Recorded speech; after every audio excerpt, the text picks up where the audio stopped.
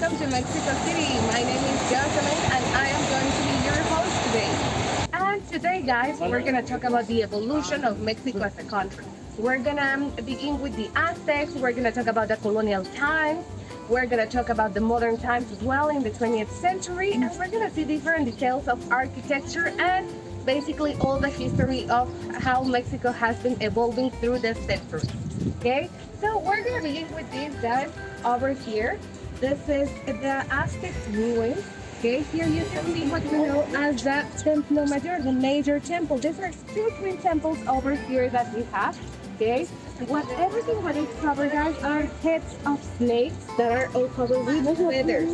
Okay, the god is Quetzalcoatl, one of the main gods, and these major temples, guys, were built for two different gods. One of them was the god of the sun, Tonatiuh, one of the main gods for the Aztecs because he was the god of the water, and they believed that they were chosen by him. The other god was Tlaloc, the god of the thunder, the god of the rain. So you're always going to have these two dualities in order to create a balance. Okay, life and death, day and night, moon and sun, and water and fire in this case. Okay, so if you look over there, guys, on the right side, you're gonna see these staircases. Okay, all these staircases, the rock that you're gonna see is called Quesantle. This is volcanic stone. It's a porous stone that works as a seismic shocker. Okay, that is why most of these temples are still here. And each staircase is a measure of construction. Okay, a stage of construction. Here we can see around 4. There is one more in front of it, and all these layers of construction were built every 52 years. Okay, why 52 years, guys? 52 years is one of the cycles that the Aztecs used to have. Okay, first they had a cycle that had to do with the sun. Okay, if you want to plant, if you want to harvest, you need to know about the seasons of the year. So this calendar had 360 days and 5 days of doing nothing. Okay, why? Because the gods are not around, guys. So we are not going to have somebody to take care of us. The other calendar was a calendar that had 260 days, had to do with the moon. Okay, and every 52 years, those calendars would begin on the same day. So what are we going to do? We're going to create a new stage of construction, new ledgers, new city, new pottery. Okay, there was a big ceremony that was the new fire ceremony. And just like that, what then take place over here, it was in a different spot of Mexico City. How big was Mexico Tenochtitlan back at the days? They were around 100,000 inhabitants back at the days when in the highest point. And the Aztecs arrived over here, guys, by the year more or less 1111 is when they began their pilgrimage, and they began to found Mexico City, established Mexico City by the year 1325. Okay, 200 years later, 1521 is when the Spanish arrived and they conquered the Aztecs. But more than a conquer, guys, it was a revolution. All the different countries and little towns that we had around Mexico City and in whole Mesoamerica, they didn't like the Aztecs anymore, guys. The Aztecs were very violent. They had to pay taxes to them. So the people decided to rise against them. Okay, and it was perfect timing from the Spanish. They were at the right place. If you don't like the Aztecs, guys, don't worry.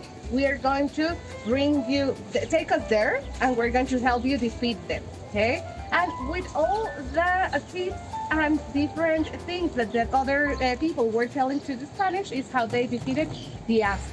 After the Spanish arrived, guys, there was a big introduction of a new religion, the Catholic religion. Okay, so all this was destroyed, and they began to build on top of all these temples. Beneath all the historic centers, guys, is where we have all these remains of temples, okay, or the buildings, of houses, the school as well, the Calmeca, the Golden Port. All this is beneath the actual city. Why don't we just destroy all this and take out all these remains? Well, it's a very difficult situation, guys, because this is all part of the history. The colonial part and the Aztec part are this merge that make the Mexican culture. Okay? In the case of the Templo Mayor, guys, it was in the 1970s when they began with all the excavations. One of the construction that wasn't helping a lot to find all these remains was the construction of the subway, guys.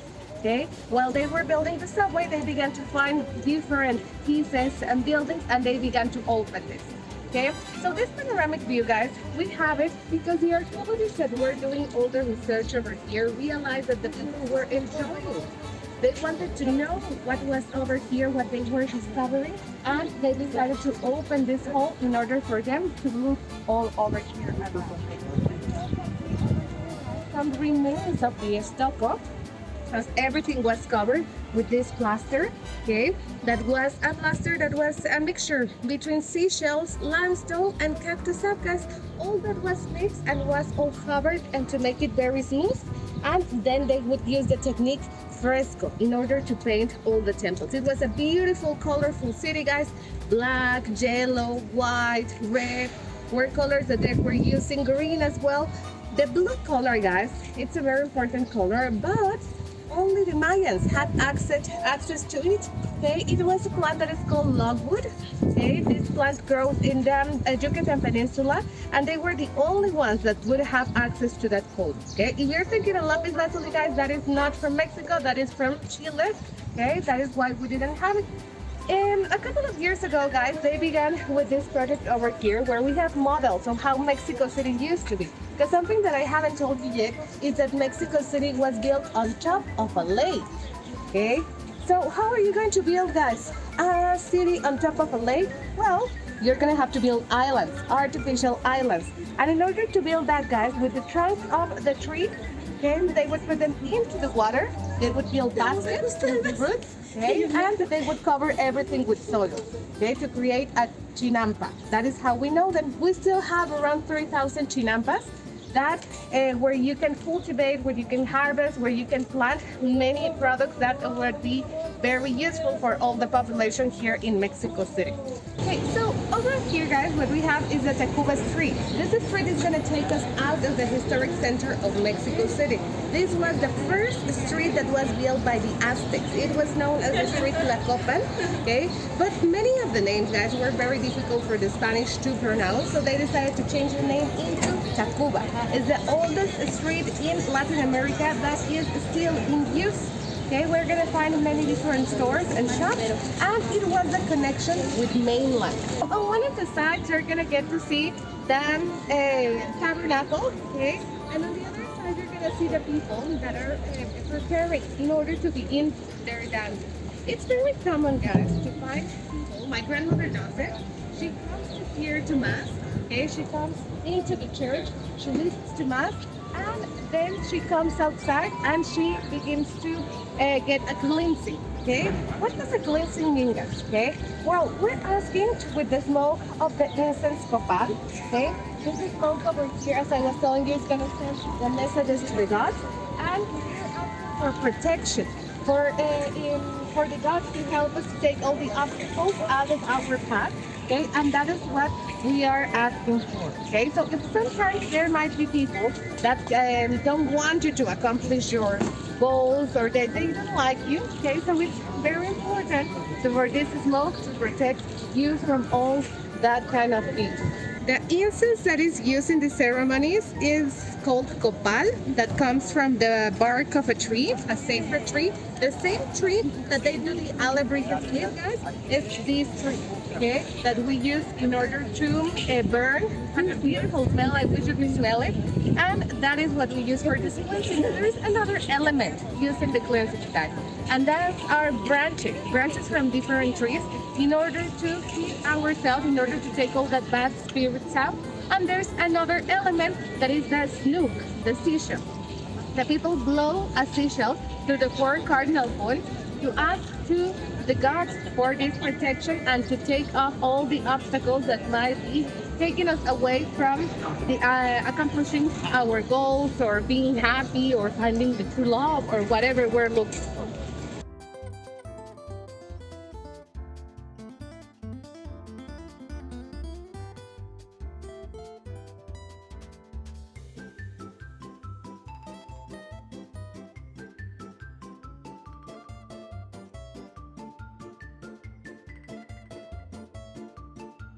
When we were walking around, guys, we were talking about the Aztecs and the conquest of the Spanish. But Spain was not existing yet. There were many different kingdoms that we used to have in the area that nowadays we know it as Spain. The kingdom that came here to conquer was the kingdom of León and Castilla. And they brought as well the Catholic religion. The first order that arrived over here were the Franciscans. There were 12 Franciscans that arrived to the port of Veracruz. And over here, we can have a side view of the Metropolitan Cathedral, the main cathedral that we have in Mexico. One of the first churches that they began to build in the year 1524. Now, the cathedral, guys, think about it, guys. There were no cranes, there were no machinery as we have nowadays, okay? So it was very complicated to finish such a piece of work. So it took them more than 300 years, guys, to finish this piece of work. So the fashion at the time, was also changing. So that is why it has many different styles of architecture. Okay, you're gonna find classic styles, you're gonna find Gothic styles, okay, between others. Okay, and the tabernacle is the perfect example of Baroque style. There's not even one more swirl guys that can fit on that facade. Okay, so there are, remember, 300 years of difference between one and the other one. And if you look at the bell towers up there, guys, those bell towers don't have a square shape; they have a bell shape. That is a very good piece of work, guys, because that helps the structure to be more flexible and it helps it not to collapse whenever we have an earthquake. We have around 30 different bells in the bell towers, and also, guys, we have one that was punished. Because one of the people died when they were trying to ring this bell. Okay, so this is the main church, guys. Now, it was a perfect strategy. We're gonna build the church, okay, where the people used to come for pilgrimage. Now we're gonna build all the main buildings of power on the same place that people keep going. Okay, so they don't have to go to a different place. We're just switching the dots, and that is why we have the cathedral and we have the National Palace over here that we can compare it with the White House. This is the office of the president. Okay, let's go and take a look a little bit closer to it. This is the National Palace, guys. This was the palace that was built for the Viceroyal. This was the place where the Viceroyals would live because since we became part of the León and Castilla kingdom, we also needed a representative of that kingdom here in Mexico with us. Okay, we were called Mexico, we were called New Spain, and this was the place where they would live. Also, this building was then built by Cortes. Cortes wanted to become the Viceroyal. The conquistador, he was the one doing all the job according to him, of course. Okay, and the king at that time said, "Okay, Cortes, you want to be the king? Please send us your family tree. We're gonna check the family tree. We're gonna see where the royal blood is at, and if you have royal blood, you can become the Viceroyal."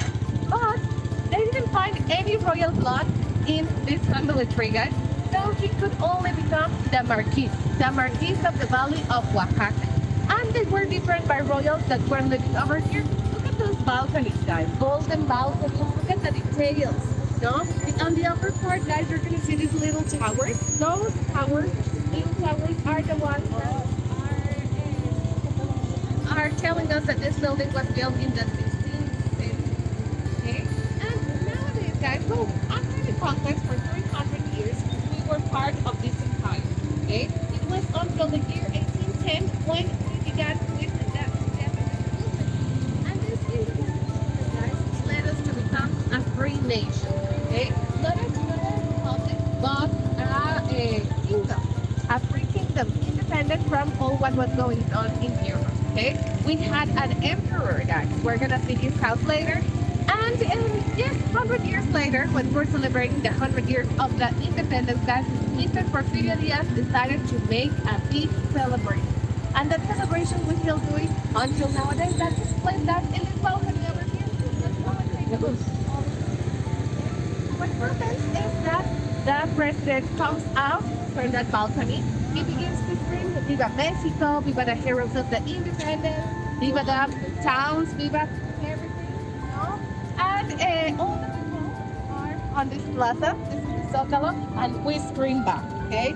Unfortunately, guys, since the comic began, they haven't done it again. But I've had my fingers crossed to see this celebration again this year because it's really important to see all these people over here. So I was telling you guys that this is the second cathedral that was built. Okay, here we can still see some of the remains of those rocks from the first cathedral. And who's going to build, guys, this construction? It's not going to be the Franciscans, it's not going to be the bishop. It was the same indigenous people. So in some of the rocks, we're gonna get to see some glyphs or some drawings that resemble still the ancient cultures. And on the right side, guys, they're gonna see over there a square. Okay, on the right side of the tower. That is, guys, where the Aztec calendar, the very famous Aztec calendar, was installed. Whenever they found it in the end of the 18th century, guys, almost the beginning of the 19th, and that was encouraging the people to come over here to pray to this rock. They didn't know what to do with it. We didn't have an anthropology museum. We're not interested into that part of the culture because it was like a betrayal to the Spanish. Okay, so they just left it over there for several years until they decided to open the first anthropology museum that was nearby the National Palace. Okay, now the anthropology museum is in another part of Mexico City, and it's one of the biggest one and one of the most important in the world. The building that you see on the background, guys, this one over here, that is the Latin American Tower. That tower was built in 1956, guys, and it was a whole challenge because remember that this city was built on top of the lake. We have the earthquake, the city is sinking, and with all that, the architects had to come up with different ideas in order to create pieces of work that would be earthquake resistant. This piece of work was built 1 year before. We had one of the biggest earthquakes in Mexico City. That was in 1957. With that earthquake, guys, we had many statues around the city. One of them collapsed. The Latin American Tower still intact. 1985, we lost 3,000 lives, guys, in Mexico City with a terrible earthquake. Latin American Tower still there. And the last one we had, it was in 2017. 2017, we had a big earthquake, and we might think 21st century, the constructions are already very resistant. No, many of them collapsed, guys, still. Okay, so this Latin American Tower is still there. The Centro Joyero are these jewelry shops that I was telling you about, where you're gonna find silver, gold, wedding rings, okay, all these kind of things, okay. And then going back to the Latin American Tower, guys, this tower over here was built with a special system. Beneath it, it has some sort of hydraulic system that makes it very flexible. So the Latin American Tower is always swinging from one side to the other one. Okay, if you go to the top of the tower, you're gonna feel this constant movement, but that was the main purpose, to make it flexible so it wouldn't fall apart. This is the Professor Church, guys. This is one of the first churches that was built over here as well, okay, but not by the Franciscans, but by the Jesuits. Okay, we're gonna cross the street to see it a little bit closer because this is a very important spot and landmark in Mexico City. This is a place where Hidalgo, the priest that began with the independence movement, guys, began the talks with different priests in order to start this movement. Okay, so we can say that this is the place, guys, where the independence movement was planned, okay, and later they were accomplishing this movement. Okay, now I wanted to show you over here, guys. We cannot go inside because they don't like the camera, so that you're gonna have to come over here, so we bring you inside. But over here, guys, look, this is the level of the street over here, and this is the level of the church. So you can see how much this has been sunken through the years. Okay, they say that in average, guys, the city is sinking in around 13 centimeters every year. This is over here, guys, the Palace of Iturbide. As I was telling you before, when we became independent, we were not a republic. We wanted to be a kingdom, a Catholic kingdom that had nothing to do with Europe. Okay, so we needed an emperor. The first emperor. Mexico has had 2 times emperors in the history after the independence. One of them was Mr. Iturbide. He was fighting in the independence movement, and this was his house. He didn't want to live in the National Palace because he said that would represent all the Spanish crown, so I'd rather have my own private house. This was the palace, guys. You can see it's a Baroque style palace. Remember, the independence movement took place in the 19th century, the year 1810. Okay, so Iturbide, what he was hoping to get from this movement was to have a country, a kingdom that was free, no, that didn't pay taxes to the Spanish crown, and also, guys, that every person that was born here was born free. Okay, that was something very important. They were the same, and also the only religion that was allowed was the Catholic religion. Of the Fine Arts Palace, guys. All this marble was not from Italy, as I was telling you, but the inside was all covered with Mexican marble. Okay? It was not easy to finish this construction because when they began to build it and when they finished it, in between the revolution began. So they had to stop with the construction and take it once again in the 1930s. Okay? The revolution was against the president that began building this palace. But think about it, guys. Not to have such a beautiful piece of work would have been really a shame. Okay, guys? And as we turn around, we're gonna get to see one of the skyscrapers that we used to have over here in Mexico City, guys. La Nacional. That was the tallest building, guys, in the 1950s in Mexico City. Okay, look at it, how tilted it is. This has to be do with the sinking of Mexico City, guys, with the earthquake and all what the city has been experiencing. It's an Art Deco building together with the Bank of Mexico that we have there in front, guys. The Art Deco was it had a very strong influence at the beginning of the 20th century here in Mexico City, guys. Okay, so I hope you enjoyed this the small short walk around the first quarter of Mexico City, guys, through the Madero Street, through the jewelry shops, through the cathedral, talking about the Aztecs, and finishing here one of my favorite buildings, guys. Thank you very much. I'll see you soon.